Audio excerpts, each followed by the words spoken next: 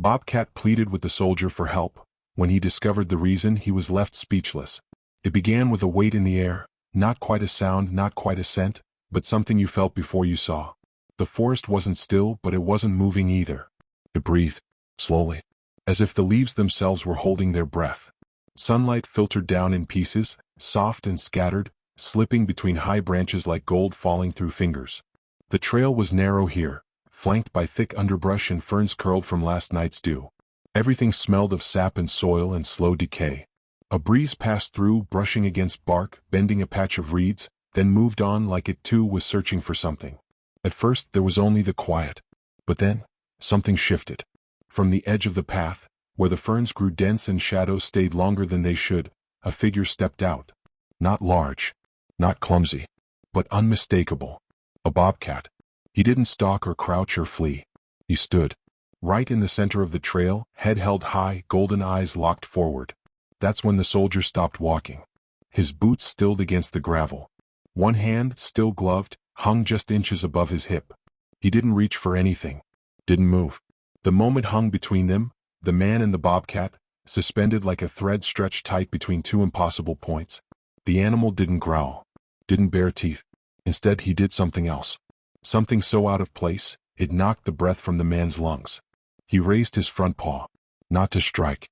Not to defend. But slowly, gently, he lifted it, then let it hover, trembling in the air as if asking. And for just a second, the forest grew quieter still. Before we begin, take a moment to hit the like button and subscribe if you haven't already. And don't forget to tap the bell, so you never miss a story that could change the way you see the wild. The man blinked. He hadn't meant to stop. His patrol was routine, part of a trail that wound between the training field and the tree line on the base's edge. A stretch he'd walked 100 times.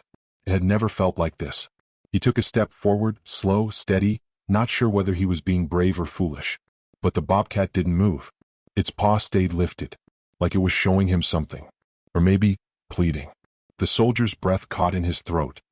He looked closer now, past the sunlit fur and sharp outline. And he saw it, a trace of dried sap near the cat's leg. No, not sap. It was darker than that. Thicker. Clotted at the edge. Blood. But the cat wasn't limping. Not crying out. It could run, and yet it had chosen not to. That was what made it different. That, and the way its eyes stayed fixed on his. Not wild eyes. Not frightened. But something else. Almost certain. The man lowered to one knee. Dust stirred beneath his boot. A breeze shifted his collar. The smell of pine thickened, pressing between them. And still the bobcat held its place. He expected it to bolt, the moment he made himself smaller, but it didn't. Then the paw lowered. The cat turned, and took 2 steps toward the brush. Then stopped, and looked back. The soldier didn't move. Another step. Another pause. Again, that backward glance. And suddenly the man understood. He wasn't being confronted. He was being led. He followed. Not with confidence, but with instinct. The kind that overrides logic before the brain can argue back. Each step forward felt like crossing into someplace forgotten, someplace not meant to be seen. The trees pressed in tighter here, their trunks older, bark darker, like they'd stood guard over secrets too long buried. The bobcat moved ahead, silent, swift, but always within view. He didn't disappear into the foliage like wild things tend to. He wanted to be seen. And every few paces he'd glance back again, checking. Confirming. Waiting. The soldier's boots moved softer now, his training slipping into his gait without thought. Not the clomp of patrol, but the near-silent footfall of someone trying not to disturb something sacred. The underbrush gave way to a hollow. Shaded. Cooler. Ferns brushed against his knees. Somewhere far above, a crow cawed, once sharply like punctuation in an otherwise hushed forest. Then the bobcat stopped. Right at the edge of a fallen log. It was twisted strangely, roots curled upward like clawed hands, earth torn out and dried along the sides. Moss had begun reclaiming its bark, but the inside had been hollowed out. Not by time. Not by decay. By something living. The cat stepped aside. And looked at him again. The soldier's heart knocked against his ribs. He knelt once more, slower this time. Letting his eyes adjust to the shadows. It took a few seconds. Then he saw it. A shape. Small. Curled. Trembling. At first he thought it was another bobcat. A cub. But the markings were off. The fur was lighter, thinner in patches. Eyes shut tight. chest heaving faster than it should. Legs too long to be a bobcat. He leaned in. A fawn. No bigger than a terrier. Tucked into the hollow like it had folded in on itself from fear. A scratch along its side. No open wound, but the kind of shallow graze that might have come from a fall, or a desperate scramble through thorns. It didn't move when he drew closer. Didn't flinch. It was barely hanging on. The bobcat didn't growl. Didn't react at all. He simply sat beside the log, staring, not at the soldier now but at the fawn. Watching. Guarding. As if he'd been doing so for hours, or days. The soldier didn't know what to say. Not that there was anyone to say it to. He reached for the canteen at his side. Unscrewed the cap slowly. Let a few drops run onto his hand, then cupped it toward the fawn's muzzle. The water dripped from his palm, darkening the leaves. For a moment nothing happened. Then the fawn's nostrils flared. Its tongue twitched, dry and hesitant, and then it licked. What? Then again. Not much. But enough. The soldier exhaled like he'd been holding it since he entered the clearing. He sat back, letting his hand rest near the moss. The bobcat didn't move. Didn't blink. Just stayed near, as if his job wasn't done until this stranger understood. And the man did understand now. This wasn't just chance. The cat hadn't stumbled upon a wounded fawn. He'd stayed. He'd guarded. And when the fawn grew too weak to call for help, he'd gone to find someone who could. That kind of behavior didn't fit any textbook. Predators don't protect prey. Wild things don't ask for help. And yet, here they were. The man glanced at the bobcat again, something tightening behind his ribs. The cat was staring at the fawn like it mattered. Like its life, this tiny shaking thing, meant something. And the more the soldier looked, the more he felt that strange throb in his throat again. Like seeing something beautiful in the middle of a place where beauty didn't belong. His radio crackled softly on his hip. He turned it off. No reports. No backup. This wasn't going to be logged. Not today. Not yet. The wind shifted, gentle and warm now, and carried the smell of dry pine needles and earth. Somewhere in the distance, a woodpecker tapped its rhythm. Life continued around them. But in this pocket of forest, time had slowed. He eased his pack from his shoulder and opened it, carefully removing the emergency cloth and soft pouch he always carried. Meant for injuries. Never meant for this. Still he moved gently. Tucked the cloth beneath the fawn. Slid his arm under its body, cradling it like something made of glass and breath. It didn't resist. The bobcat rose. Still silent. Still near. The soldier looked down once more at the animal, not sure if thanks could be given across species. But in that moment he swore. The cat nodded. What? Then it turned slowly this time. And walked back into the trees. He didn't look back. The bobcat vanished the way only wild things can, like breath into fog. One blink and the underbrush had swallowed him whole. No rustle. No sound. Just absence, heavy as presence. The soldier stood in that hollow a moment longer, fawn wrapped gently in his arms, the weight barely more than a bundle of clothes. Its breath still trembled against his chest, shallow, uneven, like a wind that didn't know if it wanted to blow or fade away. Step by step he retraced the way they had come. The light had shifted since he'd entered. The gold had dulled slightly, shadows beginning to lengthen in the trees. Afternoon drifting into something quieter. He didn't walk quickly. Not out of caution, but reverence. It felt wrong to disturb this path with anything louder than silence. As he reached the main trail again, the trees opened slightly, offering patches of warmth where sunlight met moss. The fawn stirred once, its long legs twitching. But it didn't try to move. Maybe it couldn't. Or maybe it didn't want to. When he reached the edge of the patrol station clearing, just beyond the line where the forest ended and tire tracks began, he paused. His boots settled softly into the dirt. The radio still sat silent at his belt. He glanced toward the outpost. Someone might see him. Might ask questions. Why he was back early. Why he was carrying something in his arms. He didn't have answers. And for once he didn't feel the need to explain. Instead he turned. Not toward the barracks, but toward the backside of the grounds, the older buildings, mostly unused, tucked behind weathered fencing and rusted sheds. One of them had once been an equipment shelter. Years ago. Before the vines took the siding and dust swallowed the hinges. It wasn't much, but it was dry, and quiet, and hidden. He opened the creaking door gently with his elbow and stepped inside. It smelled of old rope and cedar. In the corner, a stack of canvas tarps rested against a wall. He used two to build a makeshift nest, laying the fawn down slowly, letting its legs fold in beneath its trembling body. It blinked. What? The first time he'd seen its eyes open, there was nothing fearful in them. Just stillness. As if it, too, knew this moment was meant to happen. He sat beside it on the floor, letting his back rest against the wall. His fingers curled slightly over his knees. The building creaked once in the wind. Dust danced through a shaft of sun cutting across the planks. That's when the thought came. Not a sentence. Not even a word. Just a feeling. Where did he find it? The bobcat. How did he find the fawn? How long had he stayed? How many days did he guard something so fragile, without food, without fear? What compelled him to leave it alone, to trust a man in uniform, to guide him with a glance and a lifted paw? It didn't make sense. But it didn't have to. Some things you don't understand with logic. You understand them with your ribs, with your breath, with the way your hands move without asking first. The fawn blinked again. Its breathing had slowed. For a long time they sat like that. No movement, no sound but the soft whisper of the forest beyond the walls. Eventually the soldier rose. His joints creaked. His hands found the canteen again, offering small drips of water. The fawn accepted them now without hesitation, tongue darting past pale lips. Then something shifted, not in the fawn but in the room. He turned his head.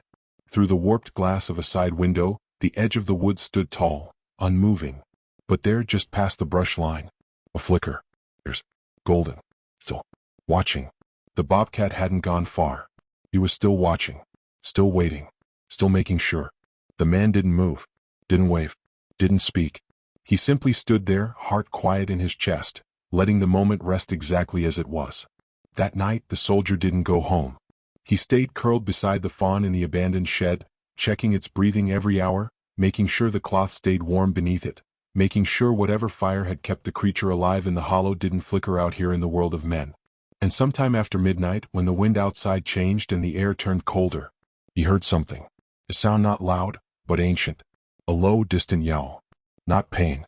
Not hunger. Just a call. And then silence again. A kind of silence that made you listen harder, as if the trees were speaking just beyond the range of your hearing. He closed his eyes. And for the first time in months, maybe longer, sleep came without a fight. Morning came slowly. A faint gray light filtered through the warped slats of the shed, softening the corners of the room, touching everything with that sacred stillness only early dawn carries. Dust floated in calm spirals.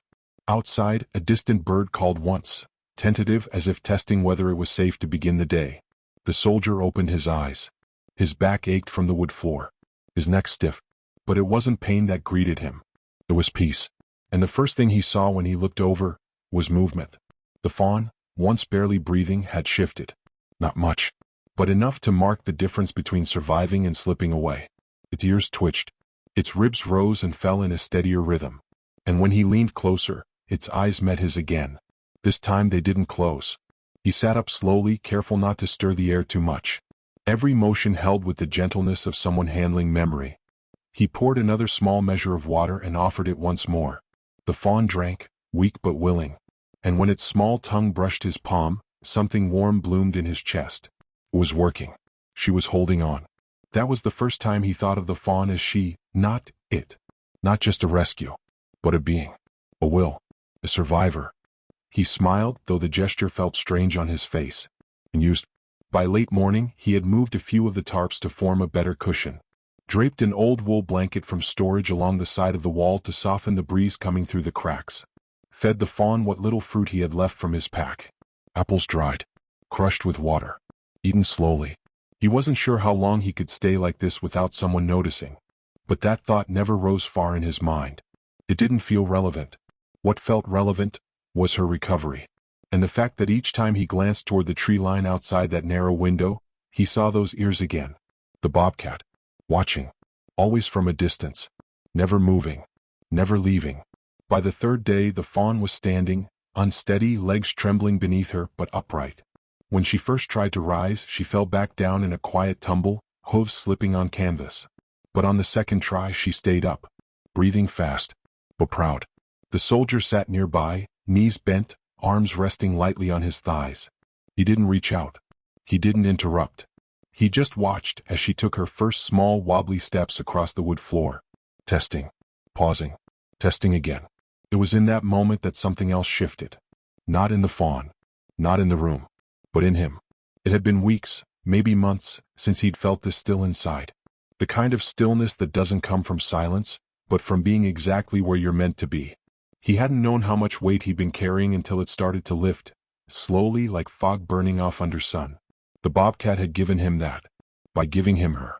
Later that evening, when the shadows returned and the fawn had curled again in the makeshift bed, the soldier stepped outside the shed for the first time in hours.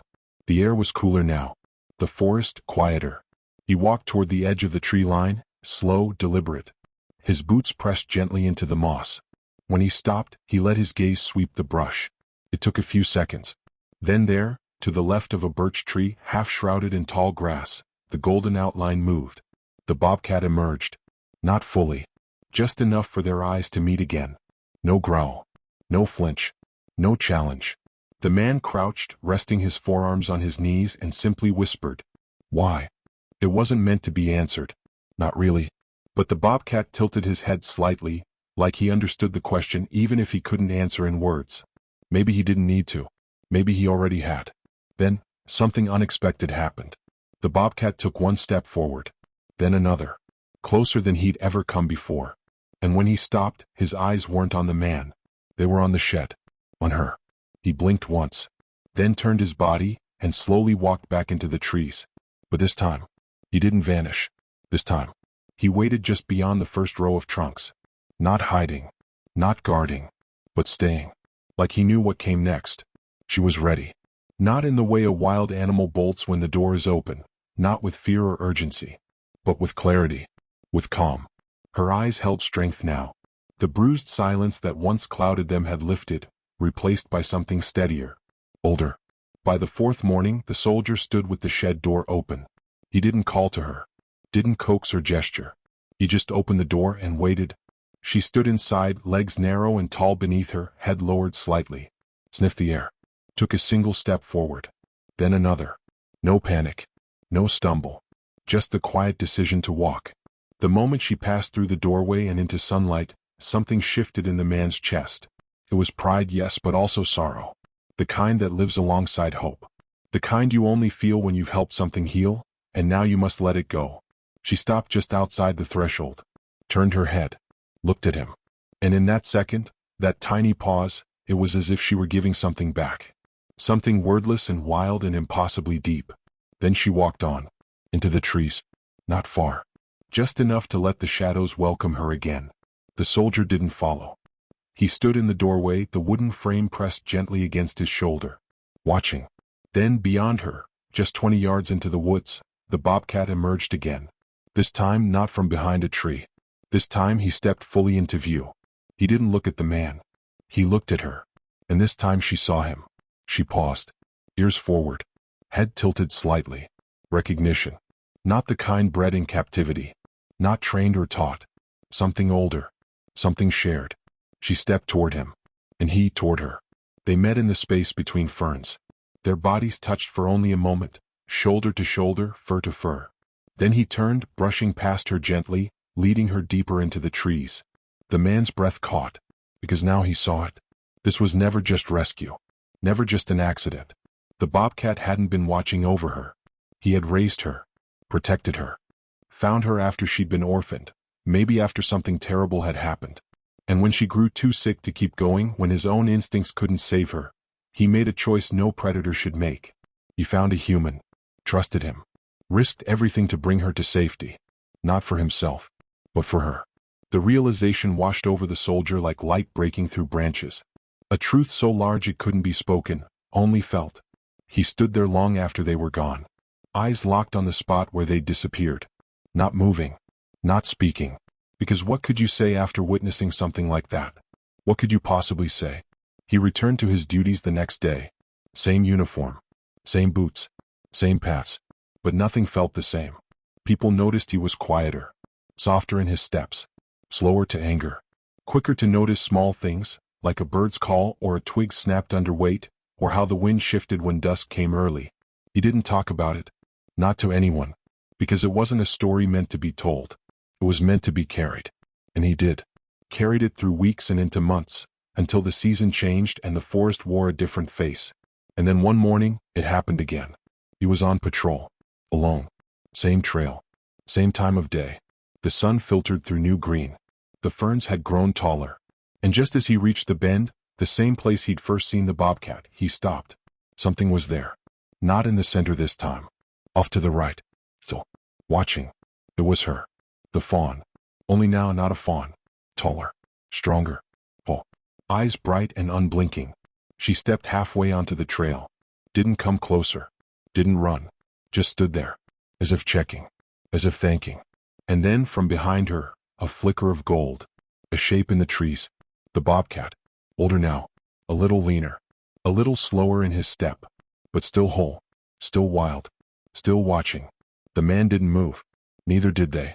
3 living beings in a triangle of silence. Connected by something invisible and irreversible. Then just as quietly they turned. And were gone. Like they were never there. But the soldier smiled. Because some things don't need to be held onto to be real. Some things, the most beautiful ones, are meant only to pass through. And leave you changed forever. Time moved forward as it always does. The season shifted once more. What had been spring turned to the long hum of summer, then softened into the golden hush of fall. Leaves crisped and curled. Winds came earlier. The trees wore fire before they let go entirely. And still he walked the trail. Not every day. Not searching. But often enough. Quiet steps. Watchful eyes. The same bend where it all began. He never expected to see them again. Not really. The forest doesn't make promises, it offers moments. Rare ones. If you're paying attention. But on the first frost morning of November, just as the sun skimmed the tips of the evergreens, something caught his eye. Not movement. Stillness. Deliberate. At the edge of the trail, across the dried leaves and thinning light, she stood. The deer. No longer a fawn but not yet fully grown. Her legs long and graceful now. Her body strong, unshaking. But her eyes were the same. She didn't step forward this time. She didn't need to. Because walking beside her, quiet as dusk itself, was a second figure. The bobcat. Gray now around the muzzle. Heavier in the step. But unmistakable. He didn't linger. Just one pause. One glance. Then he turned, not into the trees but around her. And then something happened that made the soldier's chest go tight. From behind the deer, 2 smaller shapes emerged. Tiny. Unsteady. Their legs barely able to carry them. Twin fawns. No older than a few days. Spotted. Still learning how to stand against the wind. The soldier didn't breathe. Couldn't. Because what he saw next was impossible. The bobcat, the predator, turned toward the fawns. And brushed his head gently against one of them. Not as a threat. But as kin. The fawn didn't flinch. It stepped toward him, nuzzling under his chin, like it had done 100 times before. A wild bobcat. And newborn deer. Together. Like family. Like this was always how it was meant to be. He stood frozen on the trail. His breath fogging in the cold. And in that silence, something clicked inside him. He understood. Not in words. Not in logic. But deep down where truth lives before it ever reaches language. The bobcat had raised her. And now she was doing the same. The kindness had rippled forward. Across species. Across instinct. Across time. Passed down not through blood, but through example. The kind of example that changes the world in ways no one ever sees. The kind that saves lives not by force but by presence. The kind that teaches the next generation that love, real love, is bigger than survival. The man felt something warm slide down his cheek. He didn't wipe it away. He let it fall. Because some things deserve to be felt in full. And when the deer turned, when she led her young back into the forest with the bobcat close behind, he didn't feel loss. He felt something close to completion. Like a circle closing. A promise kept. He stood there long after the woods had swallowed them again. And when he finally turned to walk back toward the station, his pace was slower. Not because he was tired, but because he didn't want to disturb the air behind him. Didn't want to erase the traces of what had just happened. Because it mattered. Even if no one else ever saw it. Even if no report was filed. Even if it faded like all wild things do. Mattered. And maybe he thought that's all the world really needs. A few souls willing to listen when the forest whispers, willing to kneel when an animal lifts its paw, willing to stay when staying makes no sense. Because sometimes the most powerful thing you can do is believe.